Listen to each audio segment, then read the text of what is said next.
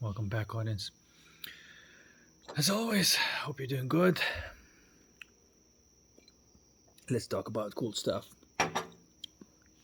once more. Well, today I want to talk about the thing called emergent property or success through the emergent property or emergent property of success, of true success. Um, because there is this thing called success, real success. It is not, of course, what people consider success in the matrix. That is not success, that's going backwards.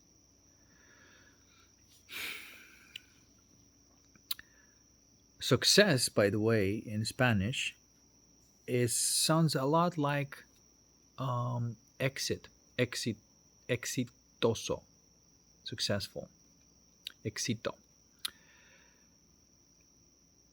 And of course, that implies the final outcome, the result, the fruit of your creation, if you will, what you've created. And it must be an emergent property. This is why, like, it's such a fascinating thing that when you focus on taking care of the root of the plant, watering, fertilizing, the fruit comes out perfect, right? Or the better you take care of the root, the fruit of your labor is great and awesome because you took care of the seed, the root, or the essence of the plant. Did you do anything to the fruit or even to the flower? No. Hopefully you didn't. And so why why in life sometimes we are so stuck on this idea of focusing on the fruit and wanting the fruit without planting the plant, taking care of it, and having the fruit later. We just want the fruit. Well, when I say we, I mean the part of us that is in ego. And the reason I'm talking about it, I want to display the awesomeness of living the living life in the right way. It is a directional thing. My final conclusion that life can only be lived in one direction or the other. It's a holistic or a matrix way. It's in which way your consciousness is directed at. And of course, as I was talking about there in every video, everything starts with the seed. Like I said, anything that happens in your life that you may consider negative, it creates a certain type of negative feeling, with which you can go there. You find that, like, oh, inside of that, there's that seed. There's the seed in the sense of the feeling that the fruit will give you. You already have it. Neville God was talking about this as well. He was talking about alchemy, but he was talking about through the perspective of biblical perspective and letting the old man die, new man be born, and feeling is the secret. It's about the feeling. And he was very clear about just the way I observed. I didn't learn this particular thing from him. I just observed everything through the states of consciousness, and I realized that the feeling and emotion are different, and what is the feeling and what is an emotion, and that the thought, through the observation, I saw that the thought emerges from the emotion, and then the matter emerges from the thought. Sensation. That's why, like, the matter is a sensation. That's just a way to look at the world, as not that there's such thing as matter out there, because there isn't. It's as everything that you experience is just a sensation that's holographically imposed. In a virtual reality, you can say, well, that is a table because the program says it's a table, and it has a type of properties, how solid it is, when it breaks. All these parameters are there in the programming of the simulation. But there's no table out there, just like there's no spoon out there. Okay, so the wonder of the emergent property happens when you do not focus on the outcome, which is your final desire, of course, but you go through the right way. You go through the seed, which is the feeling. Like if you still have a negative feeling inside of you, no matter what kind of tricks you do with your imagination, and look how positive you want to stay, the feeling is going to beat your affirmations and attempts to control thought and even emotions. The feeling is always going to beat, because that's the root cause. Temporarily, you can kind of override it, because this is why if you don't deal with the gnosis, the hypnosis, it's really like a temporary thing. That's the limitation of hypnosis. It can temporarily, definitely, sort of get away with it for a little bit, right? But then, as you go through life, every time you sleep, the negative feeling when you sleep is dominating and creating other types of emotions, other types of thoughts. So then, instead of fighting with what's going on, let's go and look at the source of it, which is the feeling, that negative feeling, and you start with that. When all the negative thoughts are gone, all the negative emotions are gone, what is left is the feeling. And it's a great place to be. Like if you just feel the source of everything that's been going on, like, and you're watching it and you place attention there,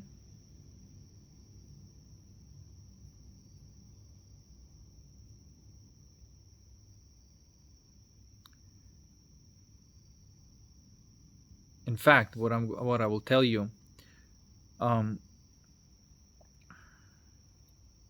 don't know if it's going to make sense, but all your attention belongs to awareness. All of your foreground of experience belongs to the background of experience. Da, right? Connected one in one toroidal field as a reciprocal toroidal field which feels like peaceful bliss. That's the seed. You get to that point by following that negative feeling, which is the only reason it's negative is because the connotation has been attached by the logical mind. And that connotation is kind of being removed, and you realize that that feeling is not negative. That feeling is the basis of your consciousness and existence itself. That's the start. Now, when the basis of the feeling is like that, it's impossible to have negative emotion.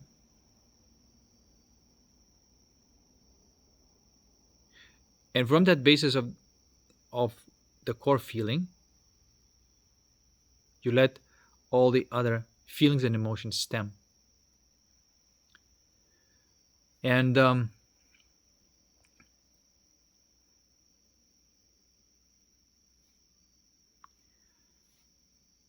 there are 7 colors, right? If you take a white light through the prism, what you're going to have is 7 colors, right? So then you have one primordial feeling, which is this peaceful bliss. This is that white light. And it's split into 7 colors, and each color represents a differentiated bliss or the feeling. And we call them red, we can call them safety, security, which is this cozy feeling, if you will. Orange, we call it enjoyment, joy. It's that type of very sweet and enjoying feeling. Then we have yellow, which is the will, and it's a type of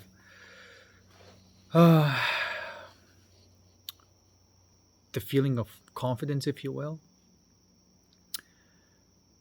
And the green, that's the feeling of love. The blue, that's the feeling of justice or truth. the indigo, that's the feeling of amazement or awe. That's also a feeling.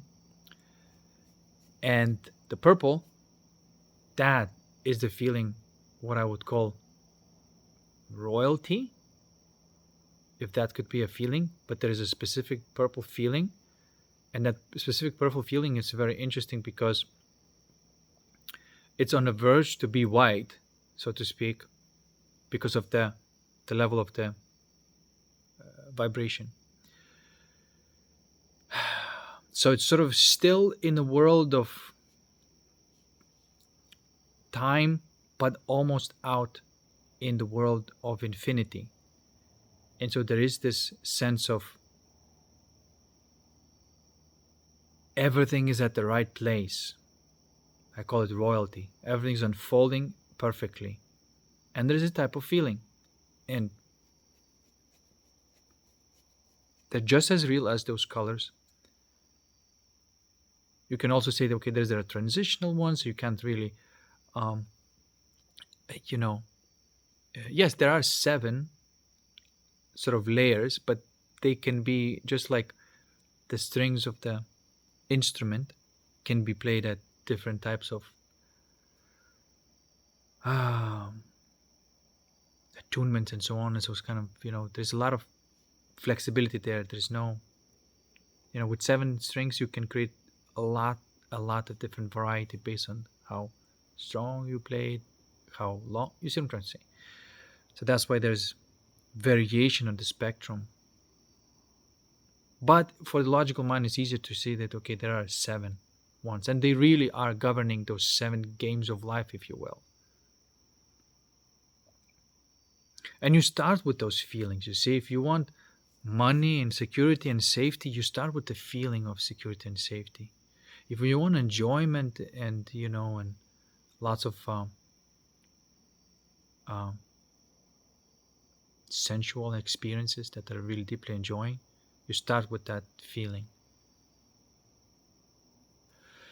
And everything kind of flips around, right? Because in the Matrix, the message is that no, you got to actually strive and use effort to connect these external dots of physical world in order to get these feelings. That's how it is opposite. It's backwards. It's not real. It's not how the life really is.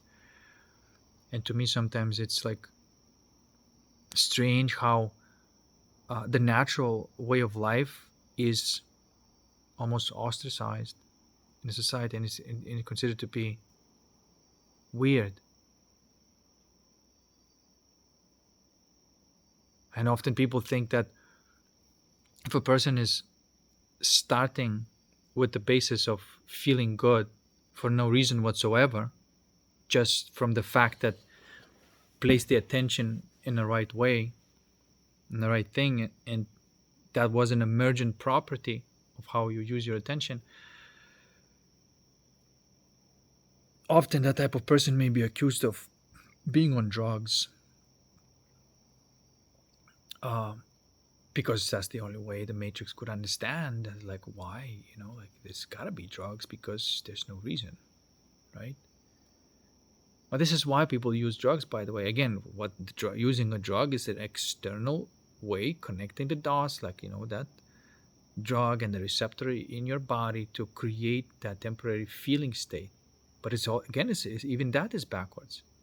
That feeling has to emerge from within first naturally.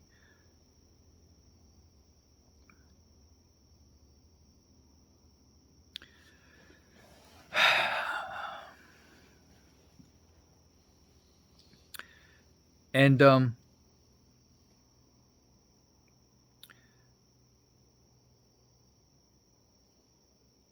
some people say that that's the only thing that you need to really be concerned, is that the right attention.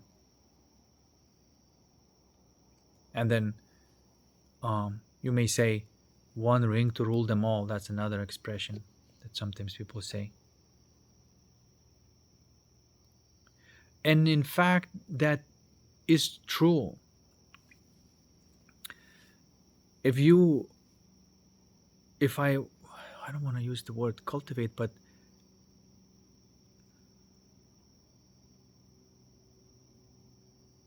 if you always have the attention on whatever that attention is required of you within your feelings, even right now as I'm talking to you, my attention is not on external world. My attention is on the feeling that is wants my attention.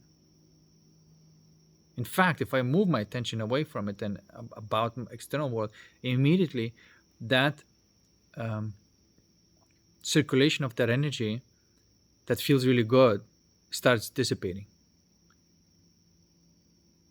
right? And and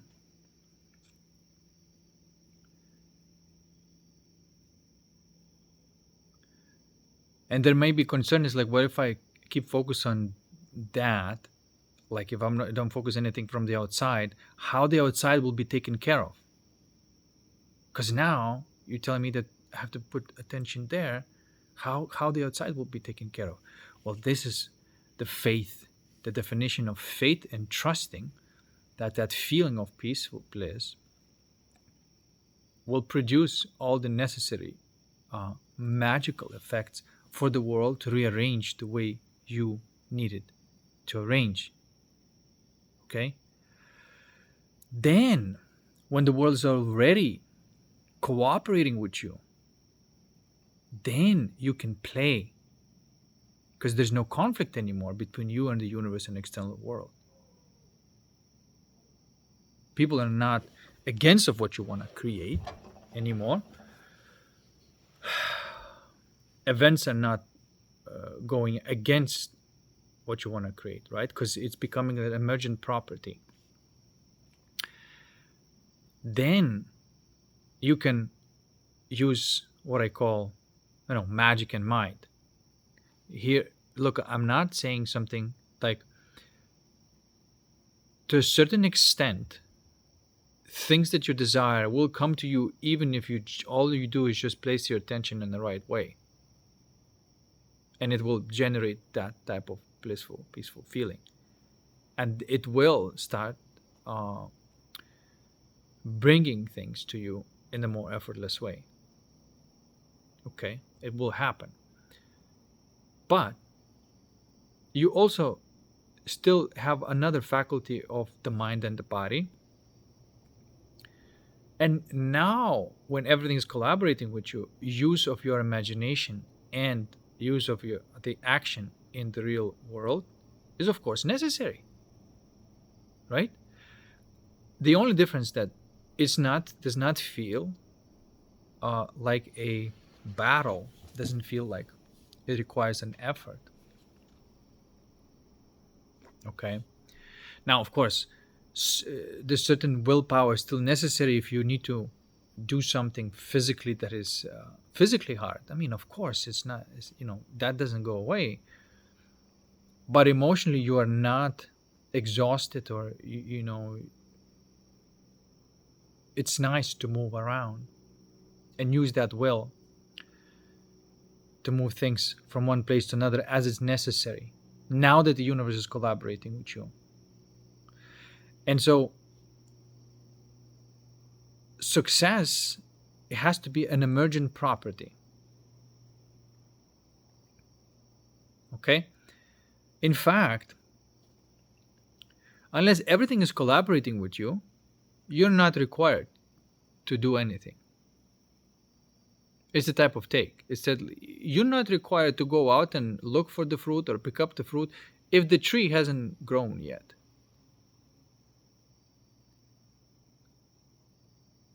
Right? And sometimes that's why it happens to me. There's sometimes in my life there's a lot of action that I have to do, and sometimes there's no action required of me at all. And you use this for the rest and keep circulating that light in you.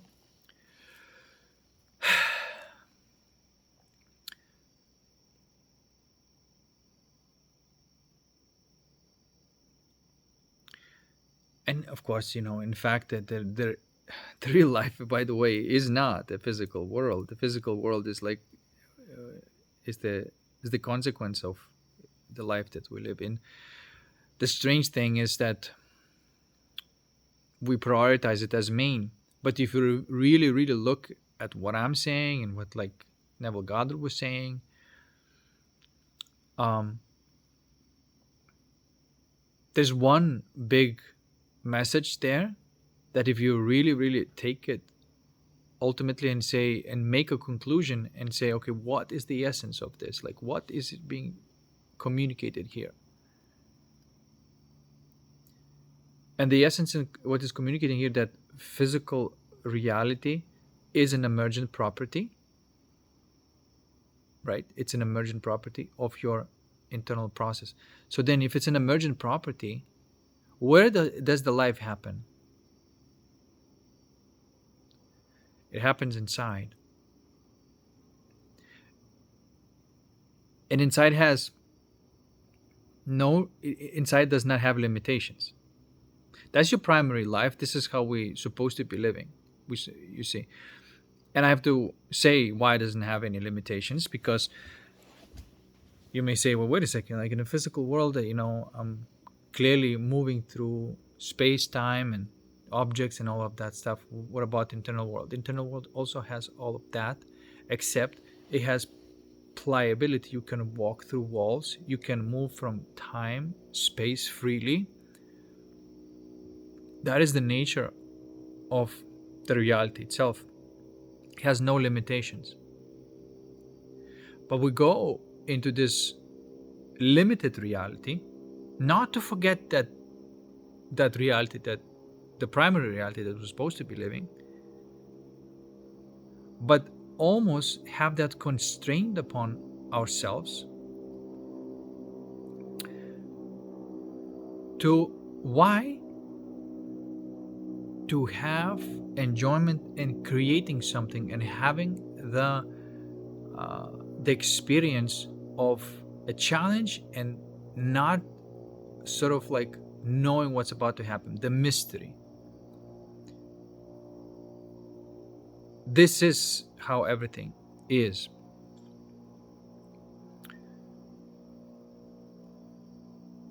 You cannot have real success in life unless you are engaging in what I would call the process of alchemy.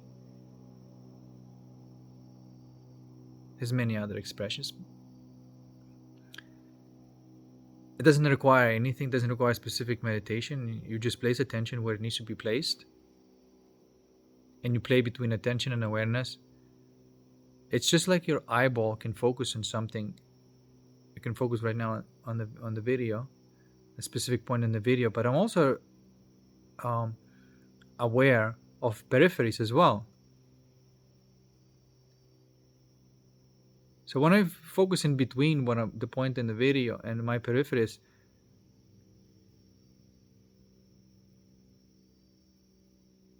there's this magical space there. It's neither this, neither that. That's where infinity lives. It's an liminal space. And you can find that liminal space within your soul, your heart, from where all the feelings and feelings come from. When you place attention on your feeling, you're doing something very profound and very deep. Now, of course, you may need to move many layers before your attention can be there, but that's where you dig.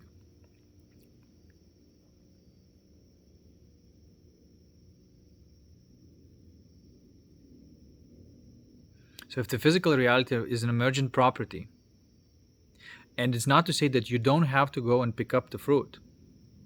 You have to. But when you go pick up the fruit is already there. You're not looking for it. It's done. It's effortless. You just go there and you enjoy picking up the fruit. That's the reason why you're doing it, is to experience sensations. The physical world, you have to understand, the physical world is to enjoy the sensations. And even the use of logics is for the erotics. Logos is for the eros. Magics is for the fantasia, and logics is for erotics. And erotics, it's sensory, the depth and experience. When you experience everything with all of your senses at once, every single sense becomes super, super enjoyable. And so that, when you're not missing the point of being in physical reality, it's being in sensations.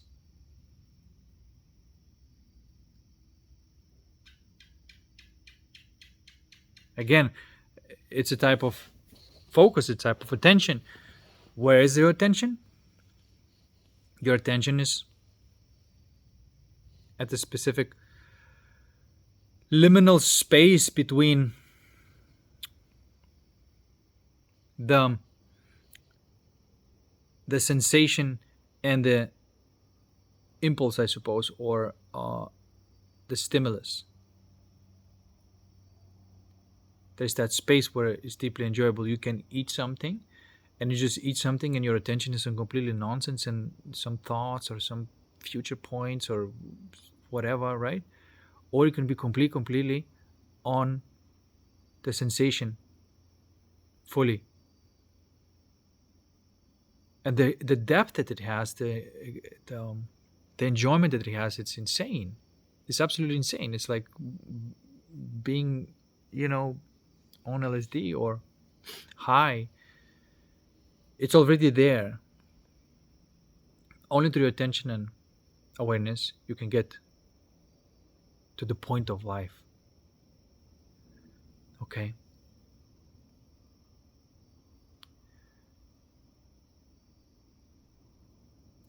You can even sense the world. I always say there are the soul, the mind, and the body. These things exist, obviously. You know what I'm trying to say. Like, these things do exist, and I'm not making them into concepts. I'm saying every feeling happens in your soul, and some feelings it's like colors, and there's this white feeling there, and they're there, and through your attention you can live there. That's your soul. Through the intention you can live in your mind, and that is like, what do you do with all of that feeling energy, right? And that's just where there's the world of emotion and thought. The soul has two sides. It has the infinite side, the side of feelings, and the temporal side, the side of motion or emotions. And I call it the world of spirit and the world of ether. Out of spirit, the ether comes out as movement, and that is an emotion. And it could be, like a form of laughter, comes from the feeling of joy. Laughter is an emotion because it's a movement from the feeling of joy. The joy was already there, and from the spirit of joy, the laughter is coming out. I mean, you can see this, right?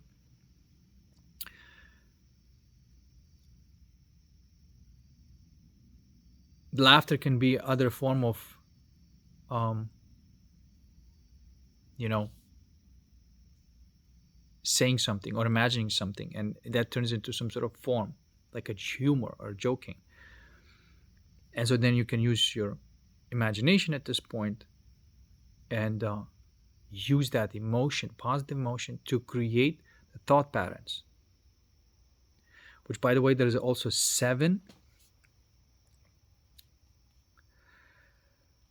there's seven patternings of thought. Just like there's a seven feelings, there's seven patternings of thought. This is why you can see the world through any of these seven patternings of thought.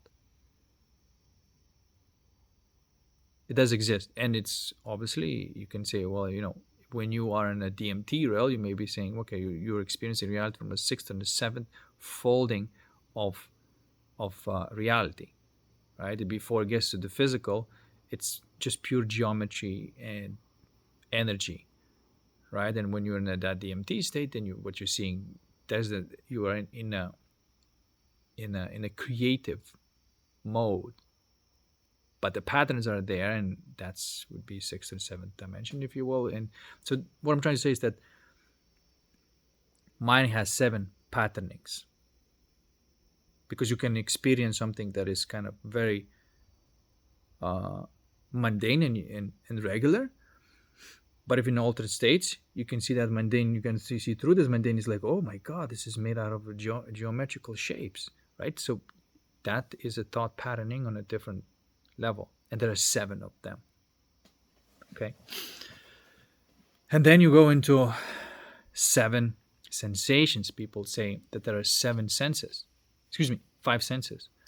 Or some people add, no, there's a 6th sense, which is a bodily sense. It's not a feeling. Differentiating the emotions from feelings from sensations.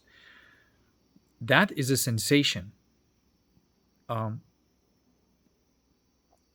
the 6th sense is not really much to do with the 6th, uh, or like a third eye, seeing with third eye. That's just like one of the thought patterning dimensions that you can move to start seeing reality that way. And that's usually what we call like lucid dreaming, out of body experiences, whatever, where the physical constraint was turned off and your natural reality is prevalent with no limitations. But that's not what the 6th sense is.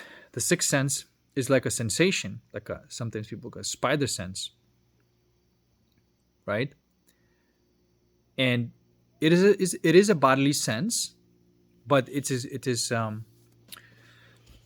very interesting bodily sense. For example, your body has a sense to know whether it's being watched. For example, Rupert Sheldrake is talking about this.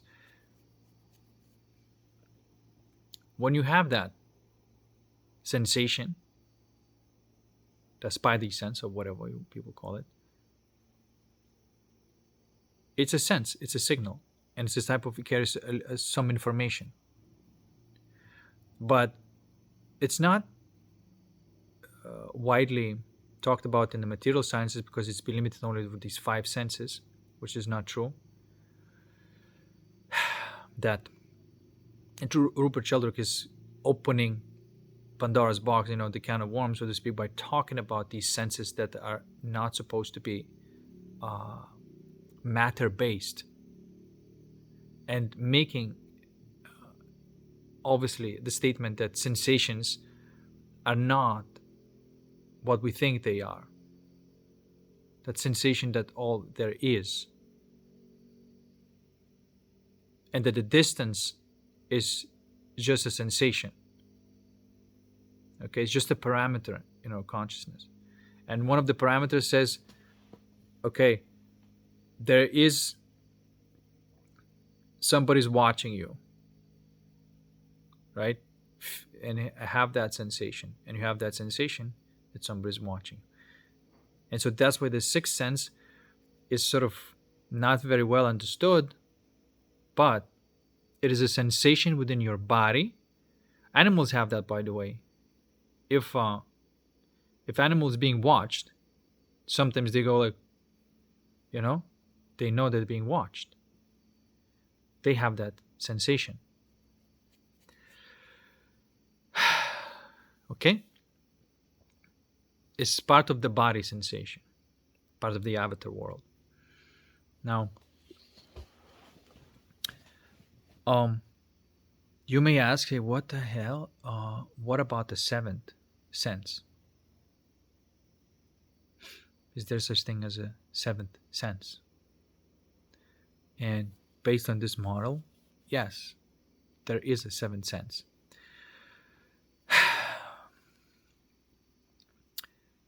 But the 7th sense is very peculiar, because just like that feeling, though, just like that purple color, is sort of like neither there, neither here.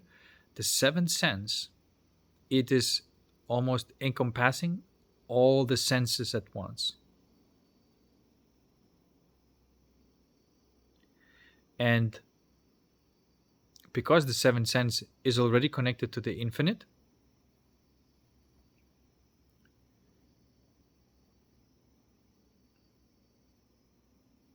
that particular sense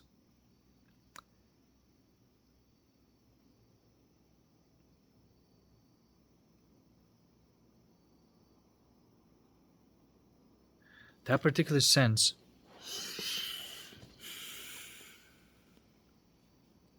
I want to use the right words here.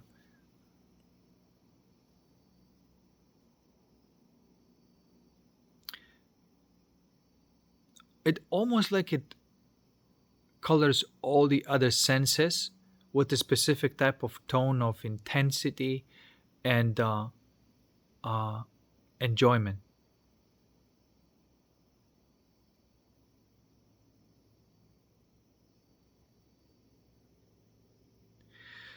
And it's almost like when you are open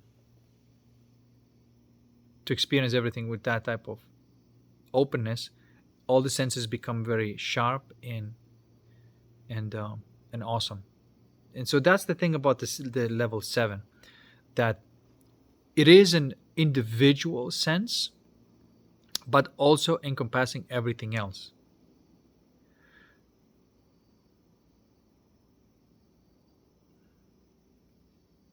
Because when you're all of the senses are completely and complete at maximum intensity, without that seventh sense, you would sort of like poof, lose any differentiation of senses. It becomes like synesthesia. So it helps you to still remain in differentiation of the senses, but also have one foot already in the infinite experience of the senses, which colors everything as whoa, you know. Again, I often use this example to LSD, but if somebody takes LSD, you can almost see what it's like. You don't have to take LSD, by the way, if you put your attention on the right thing, as I was saying. But LSD gives you a glimpse of how can you experience the world in that depth when that seventh sense is open to experience everything. Now, um, exact same way, which by the way, that seventh sense connects the the mind and the body. Usually, for example, through the hypnosis, you can move person to that state of that openness and have them experience in the trance state the feelings and senses as just pure enjoyment. It's in that state, that seventh sense is kind of open to the the layers of the thought patterning dimensions. Then the seventh dimension in thought patterns also opens up, and it keeps going in circles like that. What I'm trying to say here is that a 7 encompasses everything that belongs to the sensations and links you to the thought patterns, because sensations or matter is the folding of thoughts, right? And so it has to have that connecting layer. And on that 7 sensation level, the thought and the sensation is not really distinguished yet, right? So it has that it has that capacity of imaginary but yet sensory, right? You're still in the world of senses. You have not lost the world of senses, but you're already in an imaginary world where the imagination already regulates of what kind of sense this is, and it's no longer just naked sense. It has, whatever, you know, is is there. You can experience it like nakedly, where um, sans suggestion, if you will, and it's just like I said, it's just a magical experience of sensations. Sort of neither in the sensory world, neither in the physical, neither in the astral. And so there's this trance state that you can just pure enjoyment. But in that state, it can be suggestive properties, and you can add, because it's already in the mind and mind can be managed. Now you can suggest something, and the person would experience that as if it's true, right? This is what we're talking about, this dreamy state where you're neither here, neither there, liminal state. and it connects through the seventh, the world of sensations, and the seventh level of the thought patterning. Okay, which is imagination. Mind is a pure imagination, and imagination becomes sensation, right? Right. Which, by the way, the good practice is bringing sensations into the astral world, meaning that in the dream, for example, uh, you can develop this sense of smell, or if you never need it or you don't use it, you don't try to develop it, then in the lucid dream astral projections out of body experience, the smell is not going to be there. But if you practice it, you're going to bring the smell there. So there's this immersion. Oh, you can bring all your sensory experiences in the imagination, and you're gonna have the opposite effect as well. I hope I'm communicating this well enough, because it's just a structure of consciousness, and the only thing that I'm saying is that the feeling has seven ways of folding itself, and eventually, when it folds beyond the seventh level, it folds into emotion. When emotion is folding, itself in a how many ways?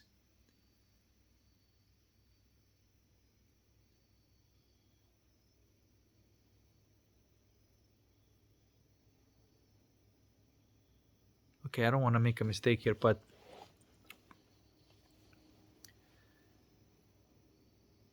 there are seven types of emotions, but they split later, and as I talked about that, they go into 56 negative, and then you're gonna 14 positive, because it is seven source of emotions. Like, there's a feeling of joy, okay, and then there's for example, the emotion of what happens with that joy, of the feeling of joy. The emotion may be giggling, right?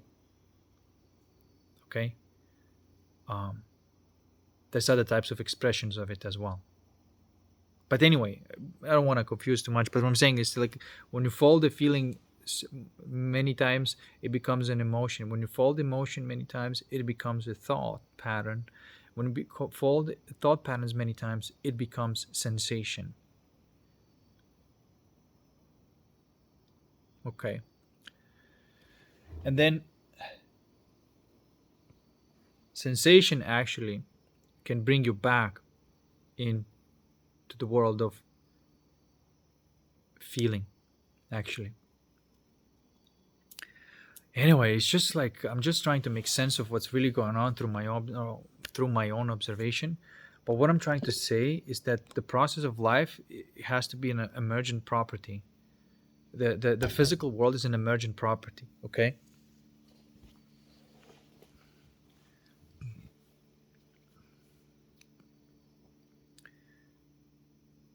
This perspective is not easy to digest, because just because you moved your okay just because you're placing your attention on the right, I call this golden throne, when you begin placing attention on the feeling that are asking for your attention, and then you become having to have a basis of reality that is peaceful, blissful. Then is where you place your intention in the mind, and then is where you focus on to put the action in your body.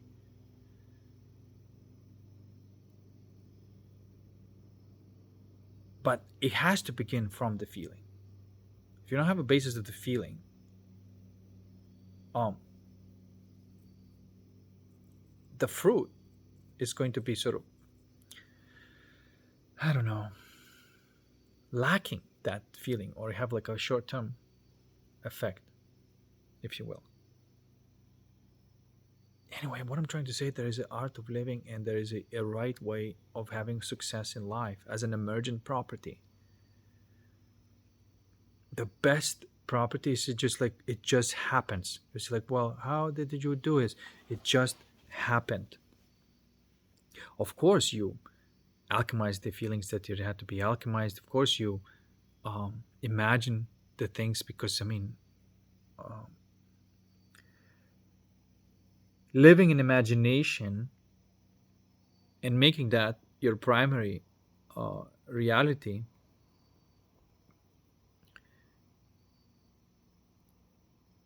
is the right way of living, and making the physical reality a consequence of that.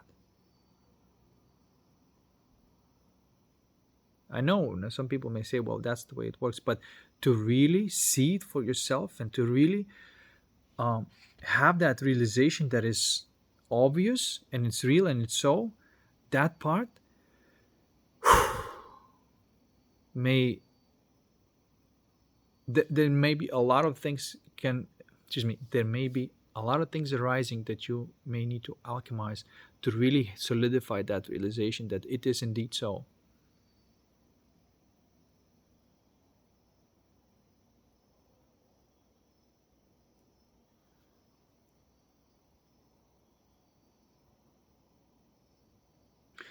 And only when you live life like that do everything else becomes important.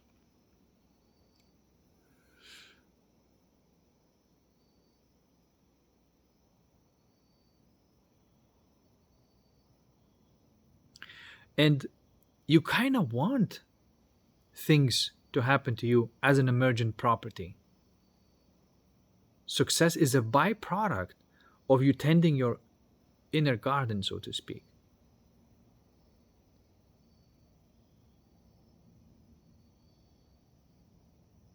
Okay?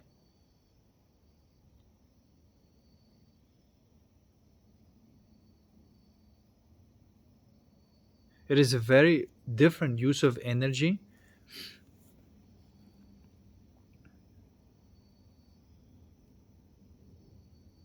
And in fact, the problem that you'll have is probably to remain in that in your own internal bubble of reality, because nothing can really beat that. And any attention moving away from your awareness is splitting logos and arrows, and that's the first original sin. If you don't do that, everything's going to be all right. But everything outside you is going to try to take your attention, your logos, away from eros awareness. And if you remain there, there's no problem in your life.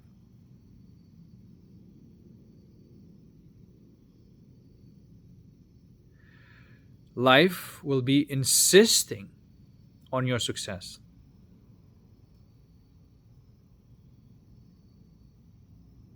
It becomes inevitable.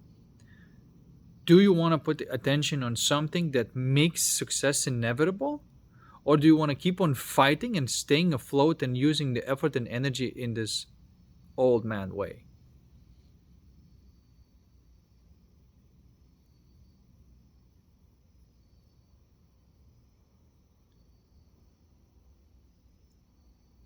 You see?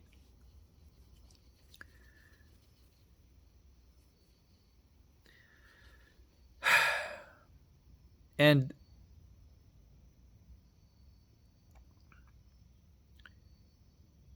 and in fact, this is actually the most uh, helpful to other people around you. You become sort of like this vortex, an example of how they could become sovereign and live life like that. That's the first thing. So you have a good effect on other people by not moving your attention away from your center, yourself, not trying to get away from yourself,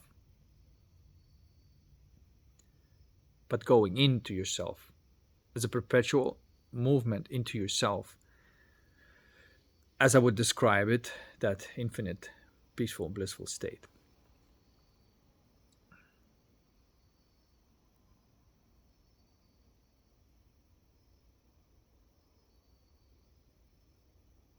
And it's not weird, you see, like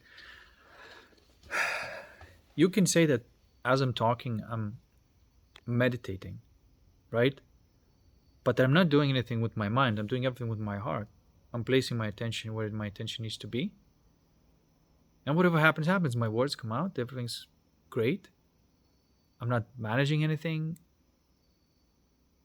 I may be talking a little bit different than someone else who doesn't have that attention, or when I don't have that type of attention.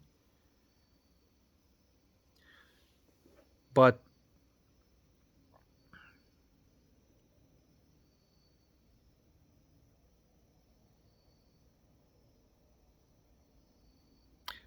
it is quite simple, quite easy not to disconnect your attention from your awareness.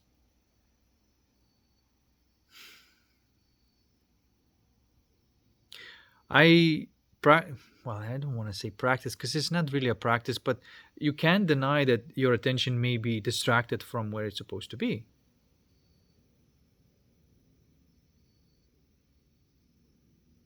And that's the only original sin that there is. There's the only sin that there is.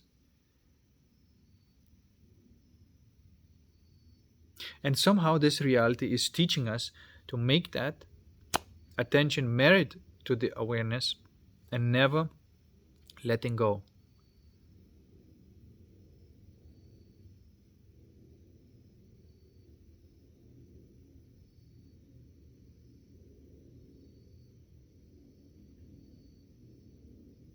And that's what Jesus said when he said, I'm in the world, but I'm not of the world. This is exactly how it feels like.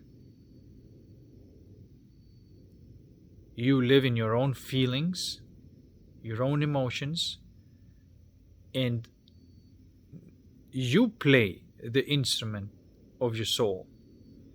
No one can come in and touch and move your instrument from outside. You are the one playing. But if you move, the only way somebody can pluck your strings, if you move your attention away from awareness, it opens the possibility for them to fuck with you. And then there's all sorts of emotions, and all sorts of reactions. So that is like a definition of guarding your golden throne. Then I also speak about the silver throne. When your golden throne is properly guarded, then you can go into the silver throne. And that is your intentionally imagining things that you enjoy. Because you already have the sense of and feeling of enjoyment. You might as well make the story about it in your imaginary world. Daydream, dream.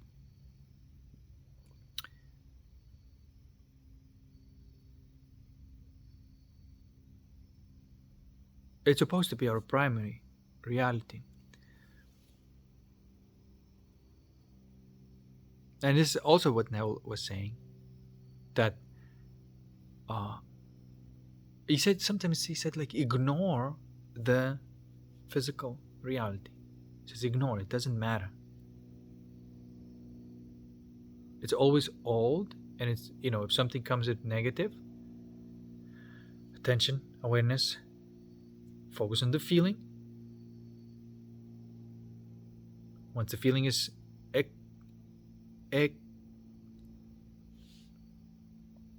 calibrated, then let that to create emotions, let that create thoughts. And even sensations.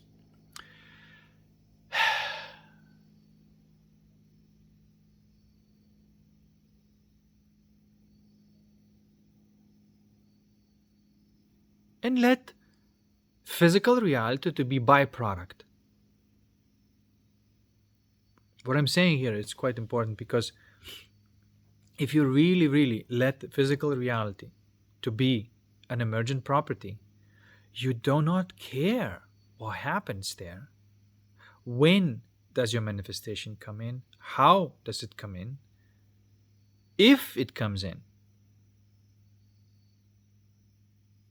Because your primary life, you already lived, you're already living without a physical reality, a fulfilled life. And that is very important transition and metamorphosis to make, because we're conditioned to look at this as not a primary reality, that is just a dream, it's just like illusion and things like that.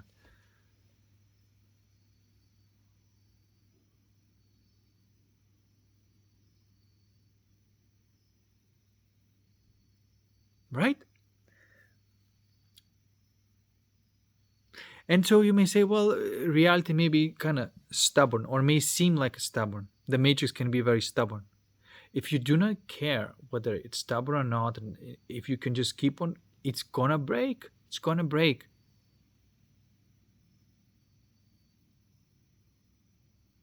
If you just continuously over and over, it's not that you don't even care if it's gonna break or not, because you're already living in that infinite world where there's no limits.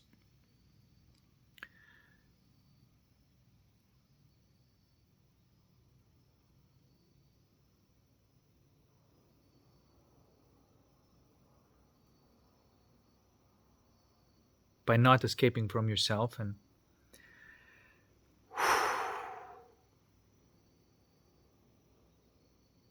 And so when you break that through this emergent property, or through to creating so much of this magic, that the matrix cannot help but yield,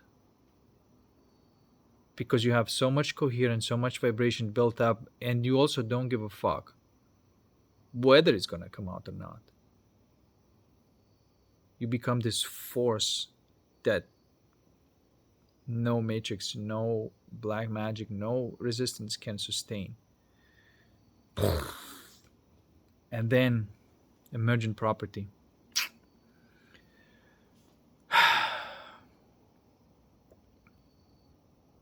All the businesses that I've built started with this, started with the feeling, started with the passion, started with a lot of working and laying the foundation, having no income whatsoever, convincing people to join, creating a team,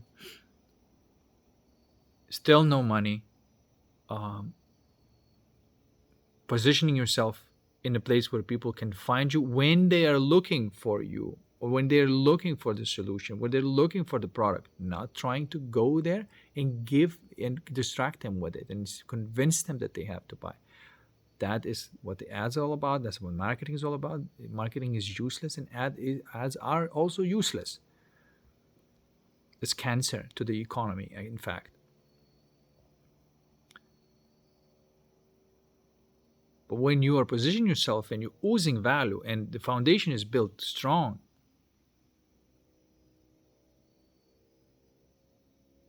and then when there's a trust and reliability and people need this stuff that you are offering, then the income starts coming in as an emergent property of you having done the basis really well. You see?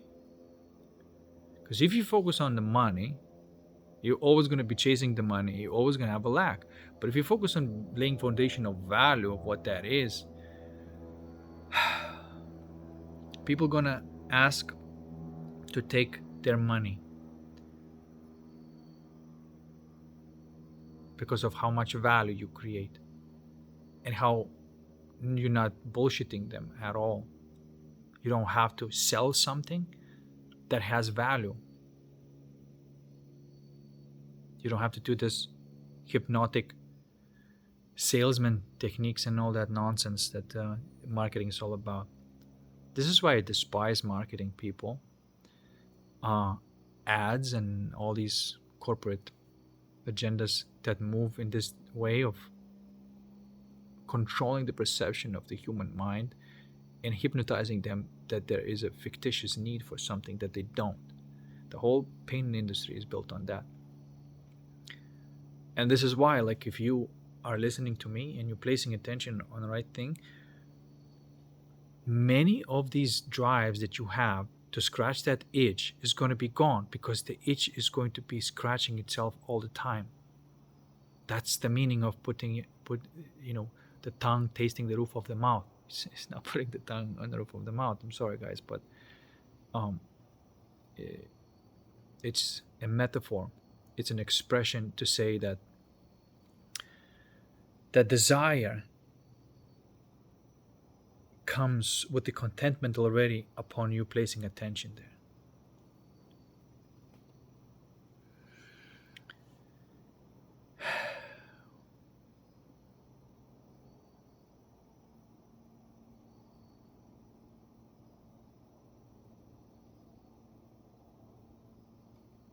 Only then the breath matters, because when your spirit is sound and steady, from that spirit ether comes, and that ether is what people call breath, and it is type of emotion. It's not an actual breath, but there seems like an energy uh, breathing. Your soul is breathing. Your body imitates what the soul is doing. The body is breathing all the time. Your soul is breathing all the time, or wants to breathe all the time, if you're not choking it with all sorts of ego tantrums. It wants to breathe.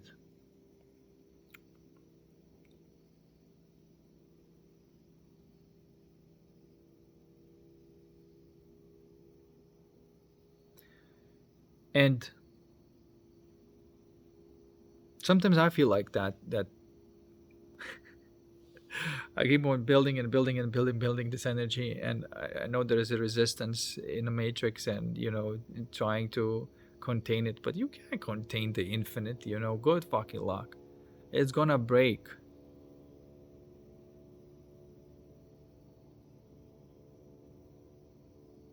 I'm gonna break it. I'm talking about the next phase of my manifestation of what my soul desires. All right. Okay. I'm glad we agree.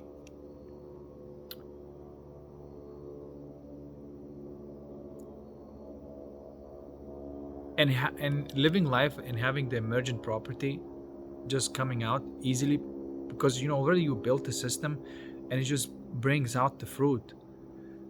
Damn, like it's such a satisfying feeling when you're like have built it, have worked upon it, the all the architecture and engineering of this thing, and then you just press play, and it does what it does naturally, without you using any kind of effort, right? And then all this energy that you have, you may work on this other thing where it's just going to produce something without any effort,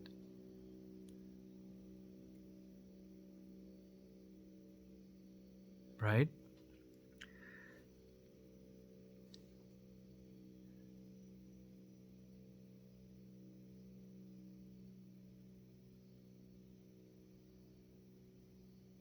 Okay. Anyway, peace. Thanks for listening to my rambles, and I'll see you in the next one. Peace.